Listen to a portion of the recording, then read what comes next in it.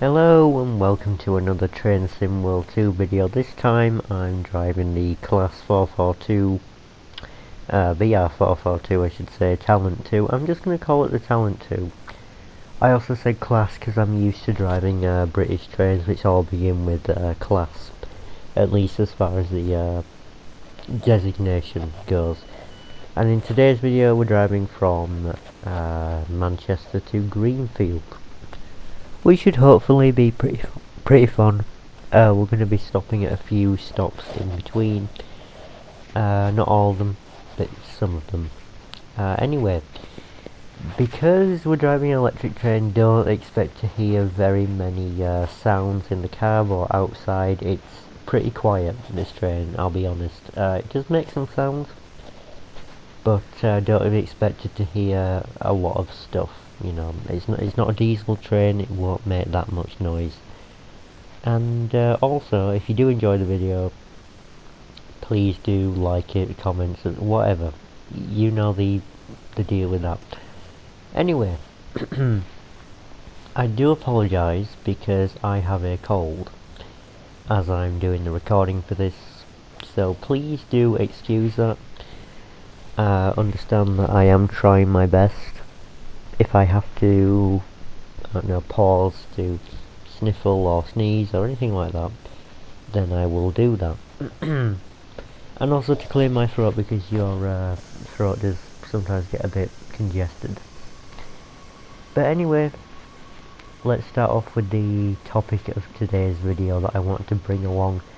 The topic is regarding the Great Western 1970s pack. I do not know what the reaction has been now that it's out. It's been out for a while. For quite a while, in fact. I think over a week at this point. I've sort of lost track of the days because I haven't been uploading a lot, and to be honest, I'm kind of apologetic about that because I really should upload some requests. At least this one is a request from Mr. Spooky Boots, that's the name on the form. So yeah, here's that request. But also, I should be doing other requests, and I do apologise that I'm just not doing them very quickly. Could always be slower, but hey, it is what it is. So the 1970s Great Western pack, I'm just going to say I haven't bought it yet, and I don't think I will anytime soon. It's not because I absolutely hate it. To be brutally honest, I don't hate it, it's just, it doesn't really appeal to me. And it hasn't been appealing to very many other people. There are people who have bought it in the community, who have been playing it recently. And if you want to know what's in the pack, I'll go ahead and tell you 3 locomotives, all of which we've had before in Train Sim World. There's the Class 52, which is in a new livery, the BR Blue, British Rail Blue. There's also a Class 08, which is technically in a new livery, but technically not. At least it seems that way. Again, BR Blue. And then there's also the Class 101, which we've seen before, twice before, in 2 DLCs. We've also seen the 08 before in 2 DLCs, and the 52 has been in West Somerset Railway as an add-on. So, yeah. In a different livery. Honestly, I do like both deliveries for the 52. Just looking at them, looking at screenshots, looking at in-game footage, people playing, using them.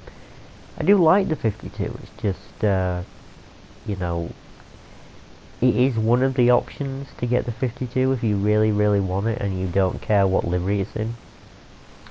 However, that's not saying a whole lot, to be honest. It's an option, but it's not exactly the greatest option in the world, because you're getting 2 other locomotives you may already have. So if you've already got the 101 and the 08, you're technically paying for them again in that pack. Granted, you do get the ability to use them on Great Western Express, you know, a DLC that you need in order to buy the pack in the first place. But if you don't have that pack, well, you can't get it. But if you don't want the locomotives again, then unfortunately you're a bit stuck. And I have to say that's one of the drawbacks to playing Train Sim World. That whole system of you needing a certain DLC in order to buy another piece of DLC. It does stink a bit. Granted, I know why they've done it. It's because they cater the content that they release around these DLCs, around these locations, with timetables and such that work with the train scenarios, that work with the trains, missions, basically, tutorials, all that sort of stuff. That's why, and I get that, but then I also don't get why, okay, you don't really need to have the route in order to use the train anymore, because we've got things like Scenario Designer. So I'm just thinking, it's a bit crap that I have to buy West Somerset Railway and then buy the 52 add-on, the Class 52 add-on. So West Somerset Railway as a DLC at full price as it is right now on PlayStation Store is £20. And then at full price for the Class 52 as of the store right now, unless it's on sale, it's going to be £11 something. So we'll just call it, for the sake of argument, because it's over sorry, over £11, we'll just call it £12. Just for the sake of simplicity. So that means you're spending £32 on DLC just to get the 52 if you really want it. Now that's not to say that West Somerset Railway as a location isn't worth the money. If you think it is worth it, then by all means you probably already have the DLC, it's been out that long. But and if you think the 52 is also worth the money and you've got the West Somerset Railway DLC, then you can get it. I'm not saying that that's a bad deal to everybody. It's a bad deal for me because, well, if I wanted to get the 52, I'd have to buy the Great Western Pack or West Somerset Railway. Now, I have been considering, just for the sake of easing things along, maybe one day I'll get a West Somerset Railway. Because the Class 33 and the 52, I'm interested in driving those at the very least. I'll do more research into whether or not I like driving them. They look nice. I think they were quite well done. I think, in my opinion, they look the part. They don't look off or anything. They don't look too difficult to operate. However, just the West Somerset Railway DLC itself, the line runs from, well, I don't really know off the top of my head, but it obviously runs down in West Somerset, an area of the UK. So it's a preserved heritage rail line, so the rules in the United Kingdom dictate that these heritage railways must have a maximum top speed limit of, I think it's about 28 miles an hour, some silly number like that. That's slow. That's very slow. So that's the fastest that you can go at line speed. Now obviously I can break the rules. I can drive over the limit if I want to. But if I wanted to earn action points, the in-game points of Train Sim World, I'd have to stick under the speed limit, because otherwise I won't be earning any action points. I don't care about them. It just sucks a little bit that we can't bend the rules a little bit. I'm just saying. I mean, if I do get the route itself, I'll play it on scenario planning mode like I am right now. So the limit won't really matter. I'll just drive whatever on the line, and it could be fun. Could be really nice, and really nice picturesque route. Could be really nice, and it does come with 2 locomotives itself. The actual route DLC does come with 2 locomotives. It comes with the Class 9, Class 09, which is basically the Class 08, except I think it's a bit more powerful. And also the Class 47, which I already have in Northern Transpennine. But the one in West Somerset Railway has a different design, it has a different livery, it's clean. It's clean, it's not rusty or dirty like the one in Northern Transpennine, so it's visually more appealing. So I guess that's not too bad. It's a nice variant of the 47, and yeah, sure, I'd use it. And also the route, I'd also use that. Then I could get the 52 and 33 add-ons if I wanted to, but again, this is not for definite. If at some point I do decide to get it, it'll be a bit in the future. I'm actually out of money this month for things that are not really necessary. I mean, it's not necessary, so it's not been factored into the budget, so I'm pretty much out of money for this month. But that's nothing too bad. I mean, I don't really need anything right now, anything else. So all my essentials have been covered for. Anyway, enough about that. So that pack didn't really go well as Dovetail expected, but I do hope that at least they get to try the idea again. It's a neat idea for the pack, expanding on things from previous DLCs. It's an interesting idea, and I do hope they just don't drop it, they just improve on it, because this time it wasn't done the best. So let's hope improvements are made rather than just completely dropping it, because dropping something overnight is kind of a bit, I don't want to say it is obviously their choice. I wouldn't be really angry if they just decide to say, okay, we won't try this again. I'm not saying that. I'm just saying that it's a little bit disappointing if they, don't improve it. Because it's an idea and it can work, it just needs improving in a few areas. Listen to community feedback.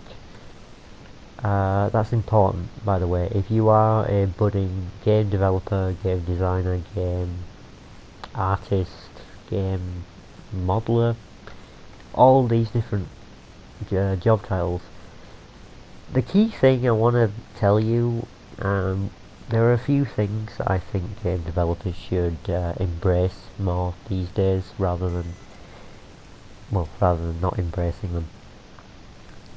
First thing, obviously listen to your audience, listen to the players, because I don't just mean if a player tells you to do something and add something into the game, okay, don't just add it then, just because somebody tells you, oh, I'd like to see this, don't just add it because of that. But if a lot of people are clamouring for the same idea, then I guess if you can possibly implement that into the game, then by all means go ahead, because it's a good idea. If it pleases a large number of your audience, then it's a good idea. But also, if you do have an idea that doesn't go as planned, don't necessarily drop it. Because most of the time, an idea is a good idea in concept. But if it's been poorly done, then you know that it just needs improving. The idea can work. It just needs tweaking, changing, again, improving. And also listen to fans when it comes to things like bug fixes and all of that, because that's very important as well. If you are going to have a lot of bugs in the game, you should do playtesting yourself, but you should also kind of, if you've missed something and a fan picks up on it, you should investigate it and fix it, Because there are a few things with Train Sim World that they haven't fixed yet, and they have been unfixed for a long time. And these are not just minor issues. This is not like changing the colour of a fence somewhere because they got it wrong accidentally. This is more so an entire portion of the game is unplayable, as in like a total scenario. There is one, I can't remember its name. I think it's Cement Circle, and I think it's on Tees Valley Line, but I'm not entirely sure. It's been pretty much broken for a while. So if you are gonna have issues like these, please make sure that you fix them, or at least tell us when you are gonna fix them, because then we can expect it. You know, if you're a budding game developer, this is a good idea. Tell people what you're doing, what improvements you're going to be making, and roughly when you intend to implement them. And that links into the next thing, which is be transparent. Be transparent. Actually, I know a lot of people think, oh, game developers don't have to tell their audience what they're working on. They don't need to. It causes more problems than fixes them. It does this, that, and the other. Well, transparency would have saved a lot of games that have been made recently and previously. You know all the bad games in the world? Not all of them. I think, let's say 7 times out of 10, the games could have been salvaged had they actually been shown in the state that they were going to release them in. You know, I guess we can go with Cyberpunk. That's a shit show on console, on the on PS4, Xbox One. Is it on PS5 and Xbox? The new one, whatever it's called, the new Xbox. I don't know off the top of my head. I think for consoles, it was just in a completely unplayable state. And so much so that Sony decided to take it off the PlayStation Store and actually refund people. That's probably the first time that they've ever had to do that. Because normally with PlayStation Store, if you buy something digitally, you get no refunds. So if I picked up a game that I didn't like, I couldn't get a refund for it. So I think Cyberpunk players were quite lucky to get that, because if I got a game, it doesn't have to be broken, but if I don't like it, then I can't get refunds. And I do think that maybe they should offer refunds for games, at least. Steam, I think, has a good model in that I think it's after an hour of gameplay, you can return it and get your money back. Digitally, I mean, this is according to digital purchases, because in real life all you have to do is just take it back to the store, and they will normally 9 times out of 10 refund you, unless it's completely broken and you broke it yourself. Unless you broke the disc, or I don't know, ripped up the download thing or something like that, they will refund you. If they don't, obviously there's something very wrong, because, you know, they're supposed to. But, yeah, I think it's important to be transparent. And I say this because of, well, Great Western 1970s. You know, if they had been transparent and told us what was coming when they were thinking about it, they may have avoided people getting upset. I'm just saying. They could have just asked, hey, we've got this idea, what do you think of it, before working on it, before spending the time and, you know, the money, paying the people working on it, and all of this and that and the other. Before doing that, why don't you just tell us what it is, and then we can say, well, we don't like this aspect, we don't like that aspect, and if a lot of people say we don't like that aspect, they can change it or remove it or whatever. I think that would have saved the whole situation. And it's things like that that save video games. It saves them. It makes them less likely to mess up. Think about how many video games have had really shoddy put together DLCs. Of how many of them have just released with stupid features. If they had been more transparent with their audience, they probably wouldn't have got to that situation. Just saying. I like transparency. I like Dovetail telling me what's on the roadmap. I like that. I like roughly... Okay, I like knowing what's coming up, but, you know, the whole... If you're going to withhold the I'm fine with that. If you really want to withhold the when is this coming? Because that obviously takes pressure off the developers. It makes sure that they've got the time that they need to work on something. If they're not sure themselves, you never can predict what's going on. I mean, look at this pandemic. No one... If someone could actually see into the future, and before there's anyone out there saying, oh, but I know someone who predicted this, no you don't. They didn't predict it. Because even if they did know instinctively that this was going to happen, nobody would have listened to them. It wouldn't have made any difference. Not one. Because you'll find that... Anyway, tangent. Basically my point is that nobody knows when certain parts of Train Sim World are going to be releasing. They know roughly what's going to be coming, and sometimes things are just left as a total surprise. So we know the name of upcoming DLCs. We don't know when they're coming exactly, but we just know the names. And that opens the door for speculation. And I don't think Dovetail have to tell us exactly what's going to be there. If they want to keep things a surprise, then more power to them. I just wish that with this new idea that they're trialling, because it's a trial, because it could be controversial, they should have maybe asked us first. You know? Now, they do open themselves up to discussion about the stuff that they put out and that they are putting out.